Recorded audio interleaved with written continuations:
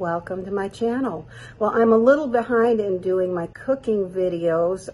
I have been out of town. I had another mother-daughter cruise with my daughters, and we just got back a few days ago, and so I haven't had much time to do any cooking videos, but I just wanted to let you know that I will definitely be doing some cooking videos coming up as soon as I can, and in the meantime, I thought I would share some of the pictures from the cruise with you, and I hope you enjoy that.